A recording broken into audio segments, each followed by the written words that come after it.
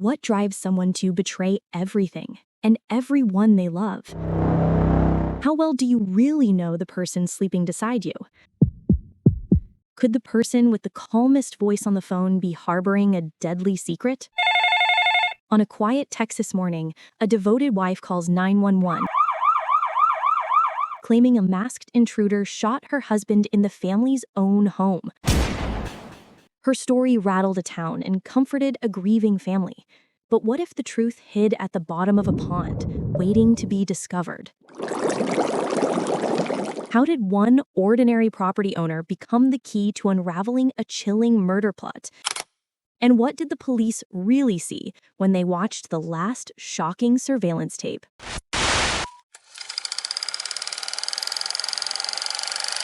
This is the story of Darlene Gentry, the Texas beauty queen who gambled everything on what she thought was the perfect crime. You won't believe who helped bring down her deadly secret.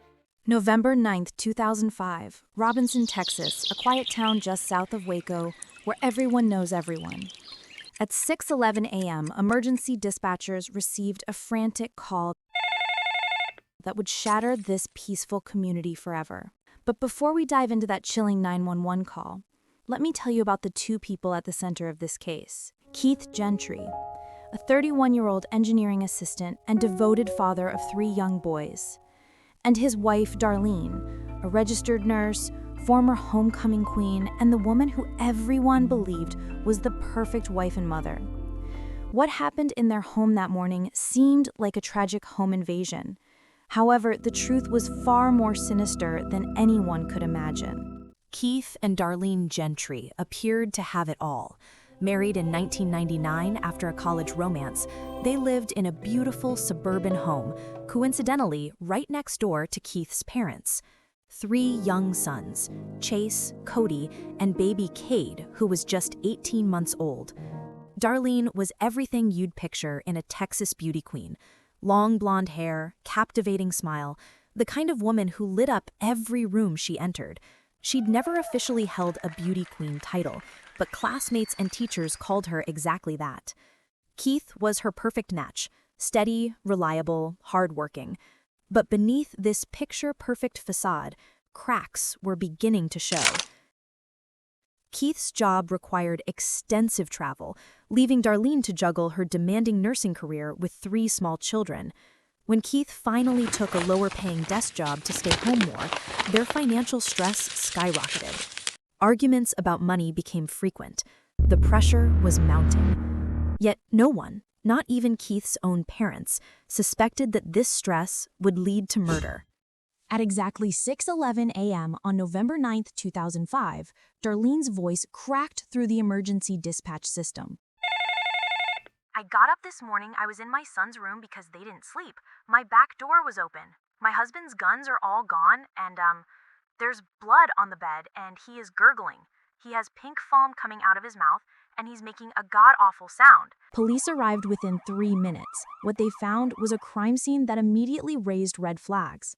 Keith Gentry was lying in bed, shot once in the head with a .22 caliber bullet. He was still alive but barely breathing, pink foam bubbling from his mouth, a sure sign of severe head trauma. He was rushed to the hospital where he would die 2 days later. But here's where things get strange. Darlene claimed the house had been burglarized. The back door was wide open, the gun cabinet emptied. However, there were no signs of forced entry. The door frame was intact. And most puzzling of all, the stolen guns were found neatly stacked outside the front door. Body cam footage captured one officer saying to another, "Something stinks about this, Gary."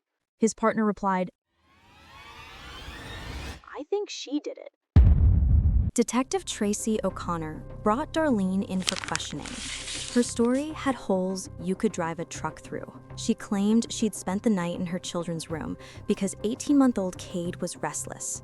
She said she woke up at 6 a.m., found the back door open, and discovered Keith bleeding in their bed. But here's what didn't add up.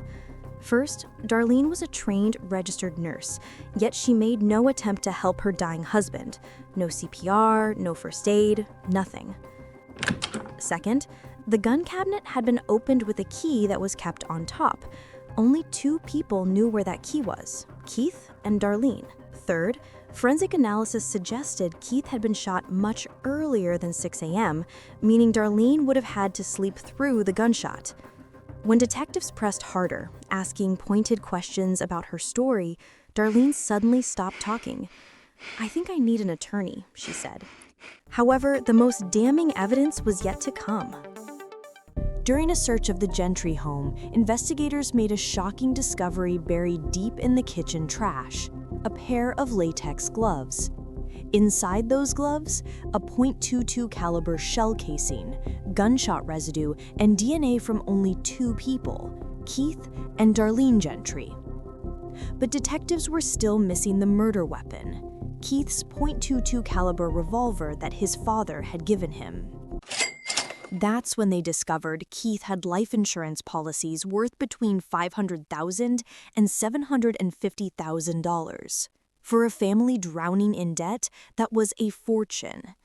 On November 28, 2005, Darlene Gentry was arrested and charged with murder.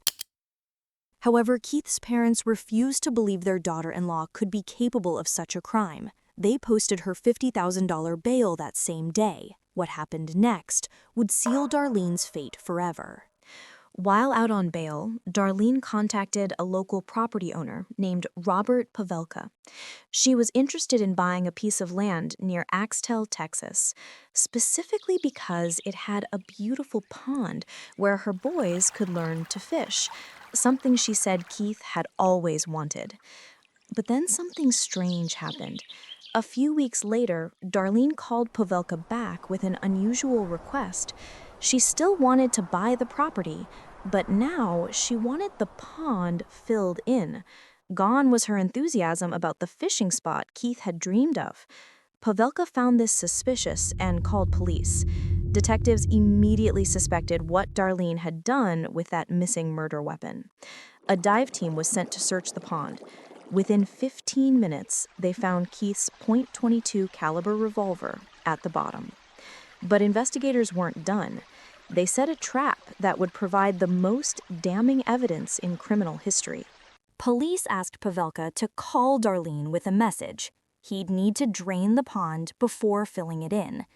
They set up hidden surveillance cameras in the brush and waited. The next day, their cameras captured something extraordinary. Darlene Gentry arrived at the pond wearing wading boots, carrying a long stick. The surveillance footage shows her checking around to make sure no one was watching, then wading directly into the water. Here's the shocking part. She went straight to the exact spot where divers had already recovered the gun. She probed the pond bottom with her stick, searching frantically for the weapon that was no longer there. Texas Ranger Steve Foster, who was hiding in nearby bushes filming, later testified, "She knew exactly where to look. She went directly to where we'd found the murder weapon." This video would become the centerpiece of the prosecution's case, undeniable proof that Darlene Gentry knew where the gun was because she had put it there. On February 6, 2007, Darlene Gentry stood trial for the murder of her husband. Keith's parents, who had supported her throughout the investigation, sat in the courtroom as prosecutors played that devastating surveillance footage. Watching their daughter-in-law wade into that pond, searching for the gun that killed their son, finally shattered their faith in her innocence. The prosecution painted a picture of a woman trapped in a loveless marriage, drowning in debt, who saw her husband's death as the solution to all her problems. The $750,000 insurance payout would give her the freedom and financial security she craved. The defense chose not to call any witnesses during the guilt phase of the trial. How do you defend against video evidence of your client retrieving a murder weapon? After just 5 hours of deliberation, the jury returned with their verdict: guilty of first-degree murder. Darlene Gentry was sentenced to 60 years in prison. Today, Darlene Gentry sits in the Dr. Lane Murray unit in Gatesville, Texas. She maintains her innocence, but in November 2017, the Texas Court of Criminal Appeals denied her request for a new trial. She won't be eligible for parole until February 2037, when she'll be 63 years old. Keith's parents were awarded permanent custody of their 3 grandsons. As part of a 2010 court order, Darlene is prohibited from having any contact with Chase, Cody, and Cade. She hasn't spoken to her children since her conviction. The boys, now grown men, have been raised by their paternal grandparents, growing up with stories of their father's love and devotion while trying to understand how the woman who gave them life could take his away. Keith Gentry was 31 years old when he died, a devoted father who chose family over career advancement, who took a pay cut to spend more time at home with his boys. His greatest joy was being a dad. Darlene was a woman who seemed to have everything: beauty, intelligence, a loving family.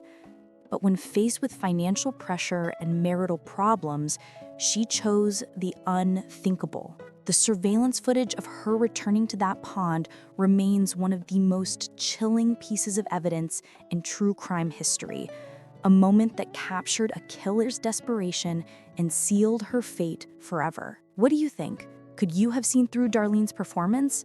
Or would you have believed her story too? Let me know in the comments below. And if you found this case as shocking as I did, make sure to subscribe for more deep dives into the criminal mind.